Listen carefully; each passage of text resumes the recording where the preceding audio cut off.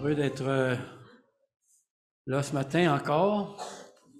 Quelle belle rencontre jusqu'ici. On devrait s'en aller chez nous avant que je gâche tout, là. Nous poursuivons ce matin notre méditation du chapitre 11 de l'Épître aux Hébreux, qui mentionne une série de personnages qui sont définis comme étant des témoins ou des héros de la foi.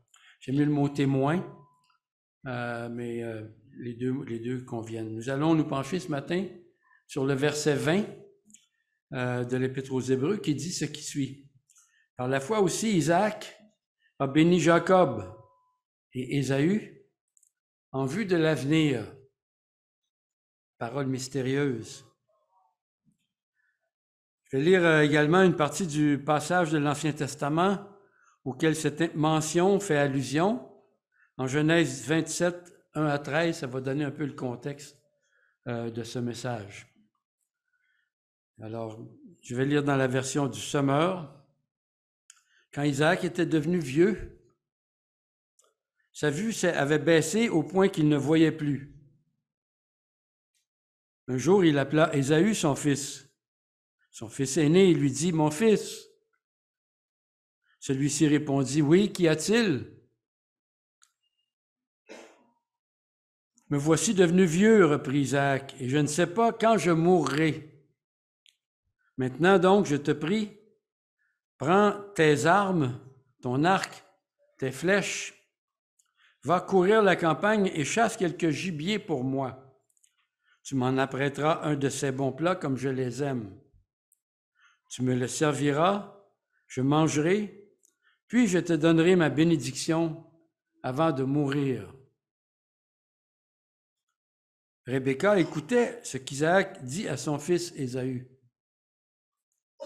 Quand celui-ci fut parti chasser dans la campagne pour apporter du gibier, Rebecca dit à son fils Jacob, « Écoute, j'ai entendu ton père dire à ton frère Ésaü, « Rapporte-moi du gibier, tu m'en feras un bon plat, je mangerai et je te donnerai ma bénédiction devant l'Éternel avant de mourir.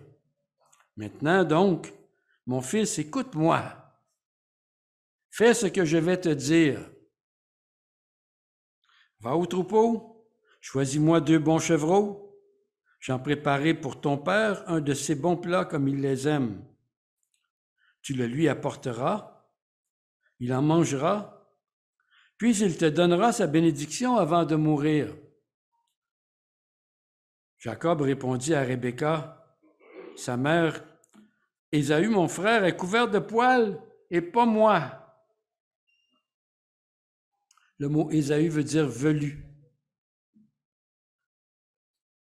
Si mon père me touche, il s'apercevra bien que j'ai voulu le tromper, si bien que j'attirerai sur moi une malédiction au lieu d'une bénédiction.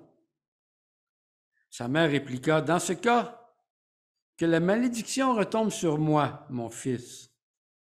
Fais seulement ce que je t'ai dit. »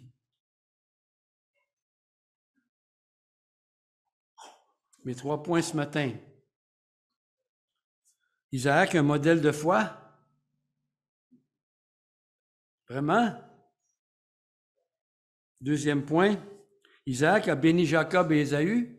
3e point, que signifie bénir en vue de l'avenir?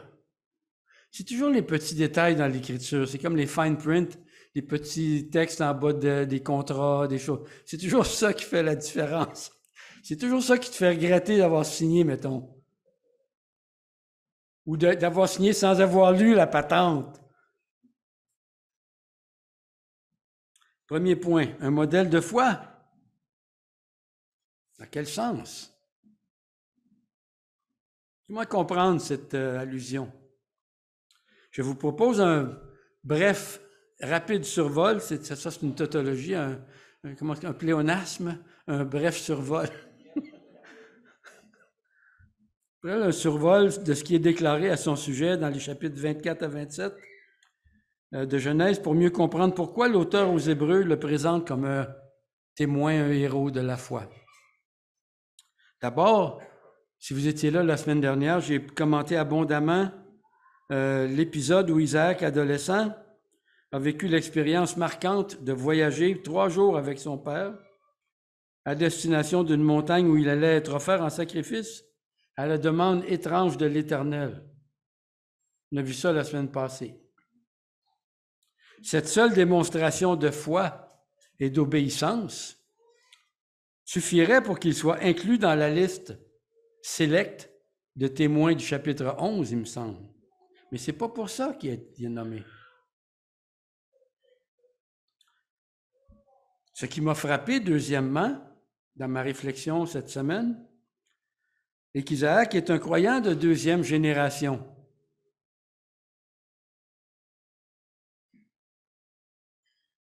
Dieu s'est révélé directement à son père, mais lui, c'est par le biais de son père et sa mère d'abord que Dieu s'est révélé à lui.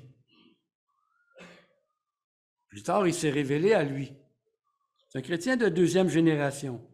La foi sincère, bien que très imparfaite, de son père et de sa mère a certainement exercé une profonde influence sur lui, pour le bon comme pour le mauvais. On ne peut pas y échapper. Il y a du bon, puis il y a toujours du mauvais. Ça l'a certainement influencé. Mais quel privilège pour lui d'avoir eu un père et une mère attachés à Dieu, qui lui ont ouvert en quelque sorte le sentier de la foi qu'il devait emprunter à son tour. Chacun est responsable de sa foi à lui. Je me plais à imaginer que Sarah a raconté à Isaac les tenants et les aboutissants de sa naissance miraculeuse, et elle l'a certainement informé de tout ce qui impliquait le fait d'être héritier de la promesse que Dieu leur avait faite d'un pays et d'une descendance à recevoir. Ça va jusqu'à présent? Je ne poserai pas la question. Je ne veux pas contrarier France, je ne sais pas ce qu'elle est. Lève la main, France. Un troisième détail évocateur de l'Écriture pour moi, au sujet d'Isaac, est la rencontre percutante de Rebecca. C'est toujours un passage, quand je le lis, je viens ému. Ça fait 45 ans que je lis la Bible. Chaque fois, je viens ému. Je suis sûr que Jim vient ému aussi quand il lit ça. La jeune femme, il a vu la jeune femme que son père vieillissant a envoyé son serviteur chercher pour lui, par la foi, dans la famille de Nahor, son frère, à Haran, en haut de l'Euphrate.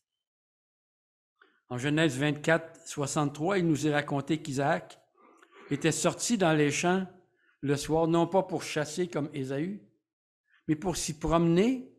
Puis le mot évoque aussi cette idée de méditer, en fait. Ce qui témoigne d'une sorte de quête spirituelle portant les individus à chercher la direction pour leur vie. On voit qu'il y a un indice là de quelqu'un qui est ouvert, qui cherche. Le texte dit, levant les yeux, il aperçut au loin des chameaux qui venaient vers lui. Rebecca aussi leva les yeux, elle vit Isaac et sauta en bas du chameau. Elle demanda au serviteur, qui est cet homme qui vient à notre rencontre dans la campagne? Le serviteur répondit, c'est mon maître. Alors elle prit son voile et se couvrit le visage. Le serviteur raconta à Isaac tout ce qu'il avait fait. Là-dessus, Isaac conduisit Rebecca dans la tente de Sarah, sa mère. Ainsi, il la prit pour femme et l'aima. C'est ainsi qu'il fut consolé du décès de la mort de sa mère.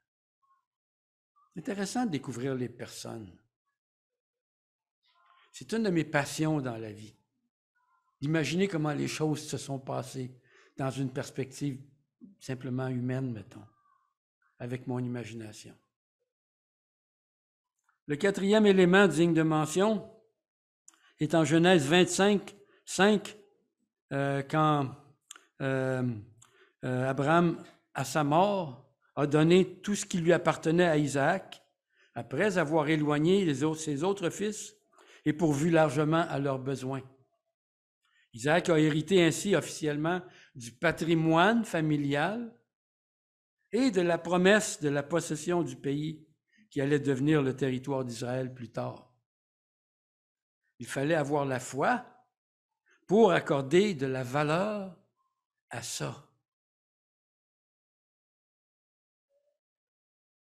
On ne le voyait pas. Cinquième élément, au verset 21 du même chapitre, il est mentionné qu'Isaac a imploré l'Éternel au sujet de sa femme parce qu'elle était stérile. Dans cette famille, il semble qu'on obtenait les enfants par la foi. L'Éternel a exaucé sa prière et Rebecca est devenue enceinte. Mais il est précisé au verset 26 qu'Isaac avait 60 ans à la naissance des jumeaux et il en avait 40 quand il a épousé Rebecca. Ce qui fait 20 ans d'attente, 20 ans de questionnement douloureux. Être le fils obtenu miraculeusement, ils ont l'air d'avoir du fun, on va descendre en bas. Être le fils obtenu miraculeusement à qui une descendance fabuleuse a été promise n'offre aucune garantie que tout va se passer sans anicroche. On est comme ça, les chrétiens. On pense que parce qu'on est chrétien, on devrait être béni. Voyons donc. Ça va de soi? Non. Bien sûr, béni. Mais pas au moment et pas comme tu penses. Sixième et dernier élément, il est mentionné que l'Éternel est apparu à 2 reprises à Isaac, comme il l'avait fait avec son père. Donc, la première en Genèse 26, 2. « C'est à toi et à ta descendance que je donnerai ces territoires. J'accomplirai ainsi le serment que j'ai fait à ton père Abraham. Je rendrai ta descendance aussi nombreuse que les étoiles du ciel. Je lui donnerai tous ces territoires-ci, et tous les peuples de la terre seront bénis en ta descendance. » La promesse faite à Abraham qui est répétée ici. Je le ferai parce qu'Abraham m'a obéi, qu'il a observé mes prescriptions, mes commandements, mes préceptes et mes lois. Au verset 24, un peu plus loin, Dieu lui apparaît une 2e fois pour lui dire ce qui suit. « Je suis le Dieu de ton père Abraham. Sois sans crainte, car je suis avec toi. Je te bénirai, je te donnerai une nombreuse descendance à cause d'Abraham, mon serviteur. » Et le texte ajoute, pour moi c'est très important, Isaac bâtit un autel à cet endroit. C'est un lieu d'engagement en fait. Il invoqua l'Éternel et il dressa sa tente.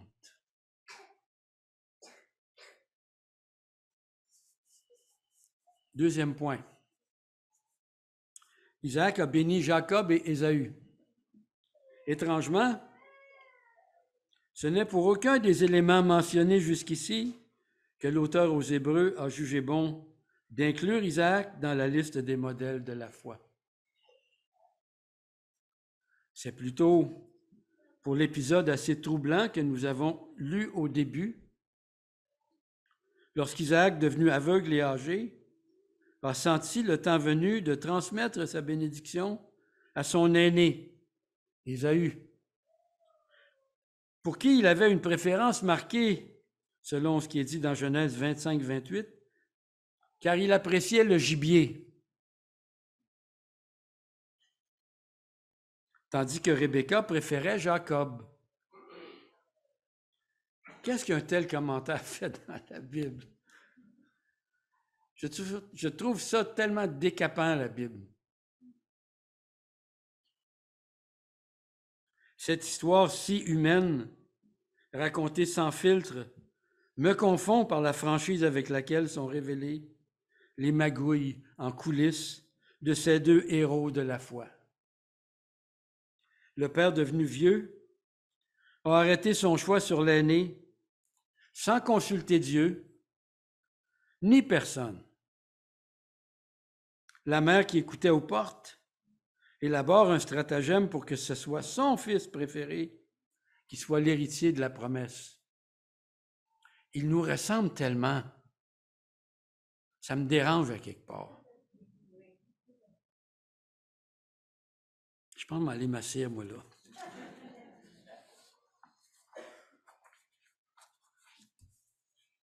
La suite du récit nous apprend que Jacob a obtenu la bénédiction de son père par ruse, en se faisant passer pour son frère.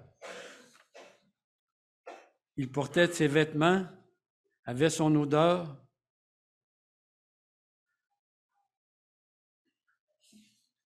N'est-ce pas ici une histoire où deux personnes croches se concertent pour obtenir frauduleusement quelque chose qui appartient à quelqu'un d'autre?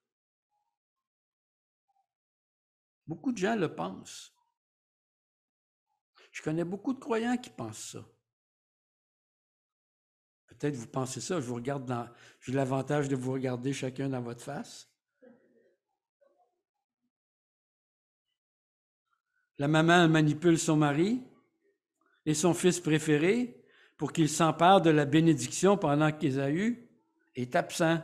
Hey, c'est injuste!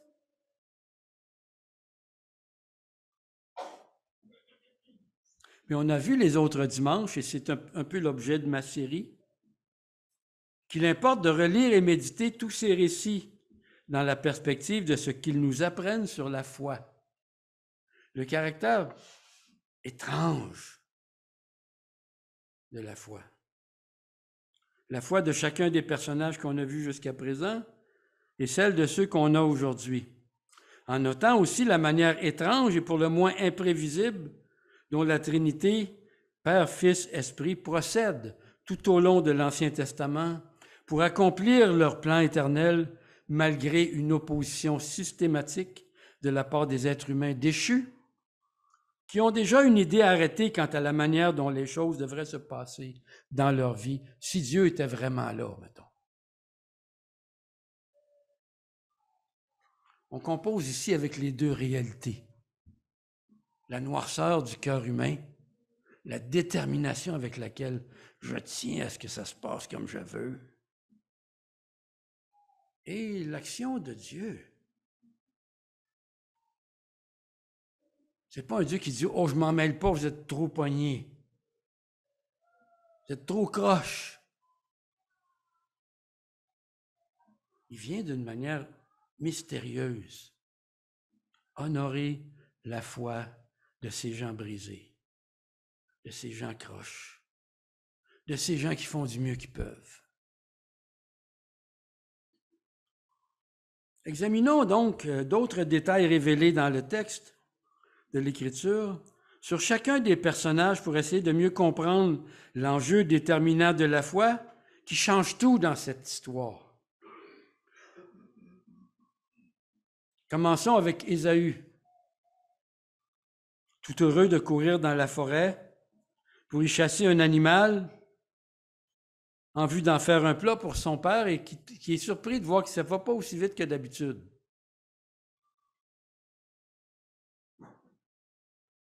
Il ne semble pas du tout conscient de la dimension spirituelle de l'héritage que veut lui léguer son père. Même un aveugle verrait ça avec sa canne. Là. Êtes-vous là? OK. Vous riez pas de mes jokes où je me dis... Peut-être qu'elle n'était pas bonne aussi, je ne sais pas. Il ne semble pas du tout conscient ce qui l'intéresse en priorité depuis sa naissance et ce qui se passe ici et maintenant. Il est l'aîné de deux jumeaux non identiques et à ce titre, l'héritage paternel lui revient d'emblée, selon lui. Mais nous lisons en 25-31 de Genèse que lorsqu'il était plus jeune, son frère lui a proposé de lui acheter son droit d'aînesse en échange d'un potage. Et il a accepté de lui céder ce bien inestimable parce qu'il manquait de perspective, d'anticipation, de sagesse, de discernement. Il a dit textuellement, « Je meurs de faim, que m'importe mon droit d'aînesse. » Et il a même prêté serment à ce sujet devant Dieu. Un détail supplémentaire sur l'homme en question est le fait qu'à l'âge de 40 ans, l'Écriture nous dit qu'il a senti le temps venu de se marier et il a choisi 2 femmes. Des femmes philistines en plus de la région, sans consulter mère et père. Il est mentionné que ces belles filles ont rendu la vie vraiment amère à ses parents. On peut l'imaginer. Un autre choix fait ici et maintenant, sans considération pour Dieu et sans considération pour les autres. Ésaü part donc à la chasse avec l'idée que ses choix personnels n'entraînent aucune conséquence. C'est ma vie. Il se croit maître de sa destinée, en droit d'exiger l'héritage en vertu de son statut d'aîné et son talent de chasseur. L'auteur aux Hébreux fait le commentaire un peu plus loin dans le texte qu'il n'y ait personne qui vive dans l'immoralité et qui méprise les choses saintes, comme Ésaü, qui pour un simple repas a vendu son droit d'aînesse. Vous savez que plus tard, lorsqu'il a voulu recevoir en héritage la bénédiction de son père, il a été rejeté, car il ne lui a pas été possible d'amener son père à revenir sur sa décision, bien qu'il l'ait cherché en pleurant.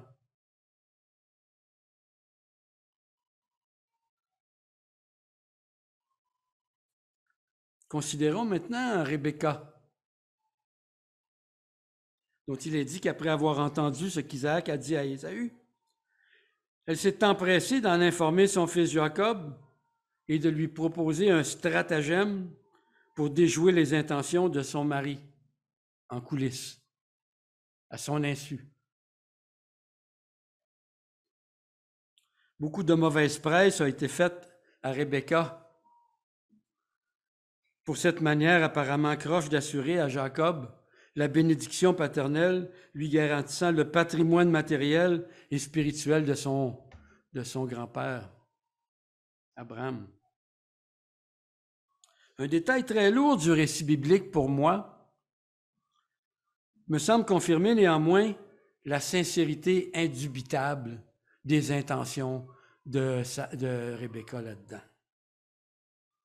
Animée prioritairement par la foi et l'obéissance à la volonté de Dieu, de mon point de vue, dans un contexte où apparemment seul ce stratagème pouvait assurer à Jacob l'héritage promis, parce qu'il n'y avait pas de possibilité qu'Isaac soit ouvert à tenir compte de l'information dont je suis en voie de souligner l'importance. Vous êtes toujours avec moi? Cet indice se trouve au chapitre 25 lorsqu'Isaac avait invoqué l'Éternel parce que sa femme était stérile. Il est mentionné que Rebecca aussi a invoqué Dieu. Une fois devenue enceinte, parce que ça faisait continuellement bing, bang, paf, pouf dans son ventre. C'était la bataille continuelle, au point qu'elle en était exaspérée. Je n'ai jamais été enceinte, je ne peux pas le savoir, mais plusieurs femmes me regardent comme avec les yeux comme des 25 cents, on pourrait dire. I know the feeling. Elle était aussi troublée. C'est quoi cette affaire-là? Un fils obtenu par la prière quand même. C'est quoi? Qu'est-ce qui se passe? Le texte dit, elle alla consulter l'Éternel qui lui répondit, il y a 2 peuples dans ton ventre, 2 peuples différents naîtront de toi. L'un d'eux sera plus puissant que l'autre. Et l'aîné sera assujetti au cadet.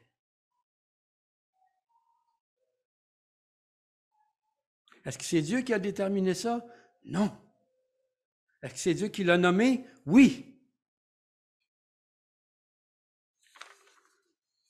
Dans sa bonté, dans sa sagesse, dans sa capacité d'intervenir dans un monde cassé où les hommes ne veulent pas faire ce que Dieu dit.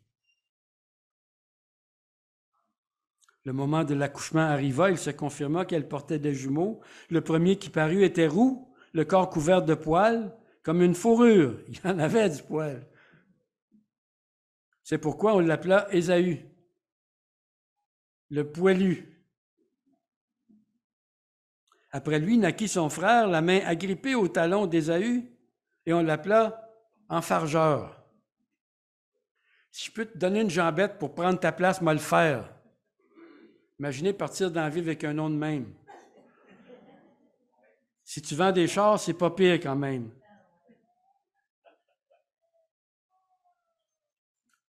Rebecca savait donc avant leur naissance, par révélation divine, que les choses devaient se passer ainsi.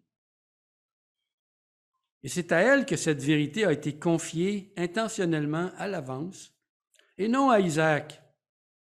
La question à poser ici est, a-t-elle partagé cette information déterminante avec lui, et était-il ouvert à l'entendre? Mon sentiment est qu'elle a fort probablement mentionné la chose. Mais devant le refus d'Isaac d'accorder du crédit à ce qu'elle avait à dire, ce qui va bien avec la culture de l'époque, parce qu'il préférait transmettre sa bénédiction selon la tradition qui voulait qu'on privilégie l'aîné, Rebecca s'est rabattue sur le stratagème que nous connaissons dans un élan de foi, étant certaine que malgré les possibilités qu'Isaac découvre le subterfuge, Dieu était avec elle et il allait assurer que la bénédiction revienne à Jacob, comme il lui avait été révélé des années auparavant. Même si le moyen choisi n'était pas noble. Du moins, c'est ainsi que je vois les choses. Je ne suis pas en train de louer, ni d'excuser, ni d'encourager personne à mentir et à manipuler les autres. Je suis en train de sortir du texte les détails qui sont là pour en faire dégager la foi embrouillée, mais la foi tout de même.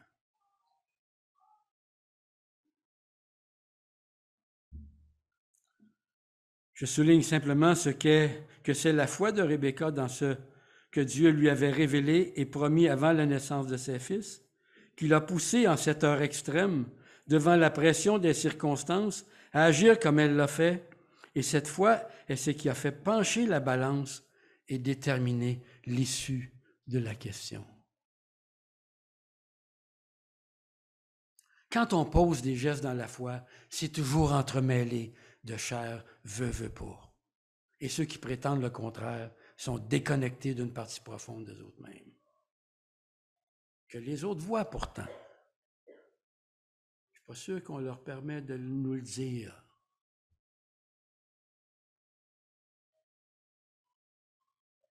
Je présume aussi que c'est parce qu'il ne semblait pas y avoir d'autres sentiers de foi possibles pour Jacob qu'il a accepté de se soumettre à cette mascarade quand sa mère a dit « Non, non, fais ce que je te dis ». Quand on est croyant et qu'un croyant te dit « Non, non, fais ce que je te dis »,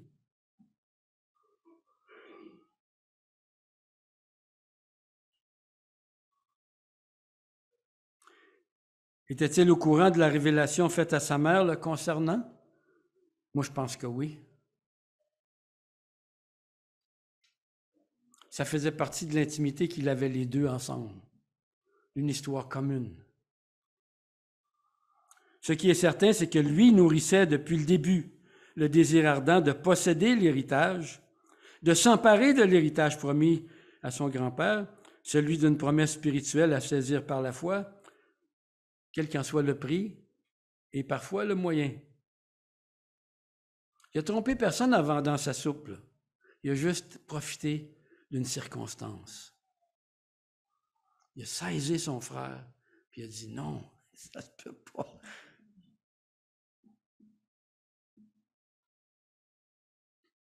Ce que nous lisons un peu partout dans l'Écriture est que c'était la volonté souveraine de Dieu que les choses se passent ainsi. C'est confirmé ailleurs dans l'Écriture.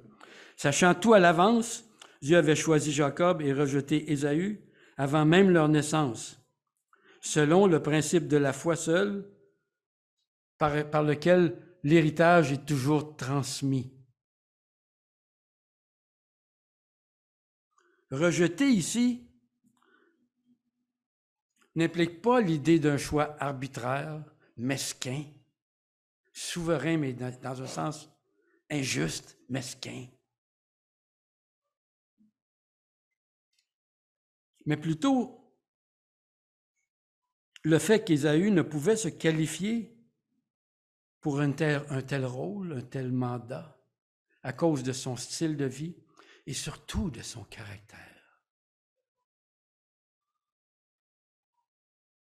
Pour remplir ce mandat si important d'être transmetteur de la promesse divine.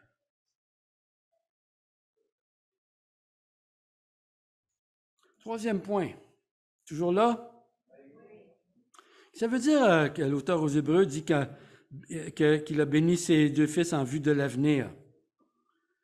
Je me vois mal placé pour poser un jugement sur Isaac, mais il est clair, parce que c'est mentionné dans l'Écriture, que sa préférence pour son aîné était essentiellement motivée par des goûts et des préférences personnelles.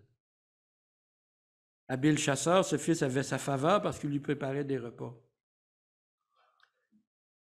Cela suscite plusieurs questions pour moi. Que s'est-il passé pour que celui à qui Dieu s'est révélé 2 fois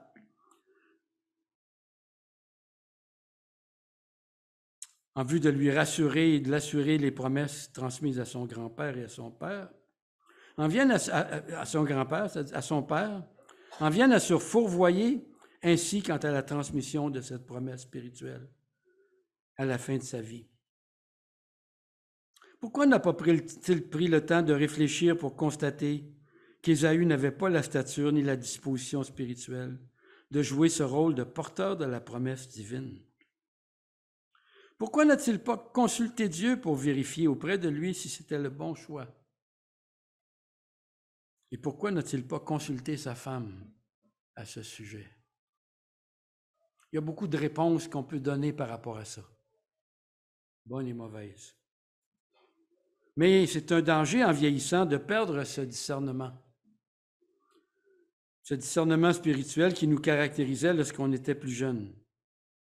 C'est un danger qui guette n'importe qui à n'importe quel moment, en fait, de se laisser, comme Jésus dit, appesantir par le manger et les excès de manger et de boire et les préoccupations de la vie présente. En contrepartie, il est clair pour moi que la préférence marquée de Rebecca pour Jacob était certainement le reflet d'une foi profonde en Dieu, à cause de la révélation que Dieu lui avait confiée personnellement avant même que les enfants soient au monde. Révélation déterminante à laquelle Isaac ne semble pas avoir accordé suffisamment de crédit.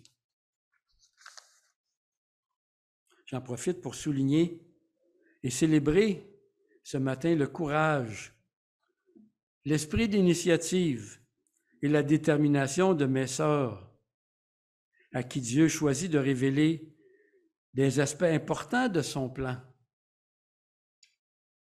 Il l'a fait pour Rebecca, il l'a fait pour Marie de Magdala le matin de la résurrection, intentionnellement.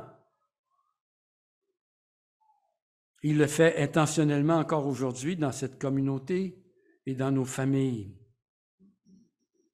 Je souligne aussi combien il est malheureusement si souvent difficile pour nous, les hommes, de prêter une oreille suffisamment attentive, un peu comme si on l'avait l'affaire, nous, là. C'était notre job à nous, là, de décider ça, là. C'est vraiment un concept qui ne tient pas la route. Pour Dieu, en tout cas.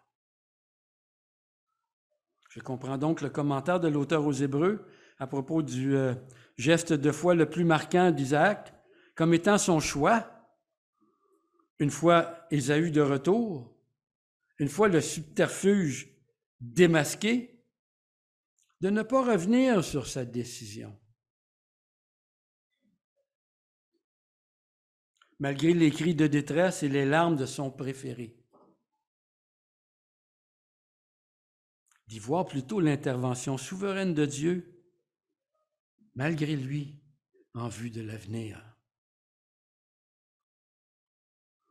Les yeux de la foi d'Isaac qui étaient devenus aveugles, le texte le dit, se sont réouverts à ce moment-là, grâce à l'intervention de Rebecca, l'aide semblable à lui que Dieu avait placée à ses côtés. Contrariante. Tellement plus compliqué.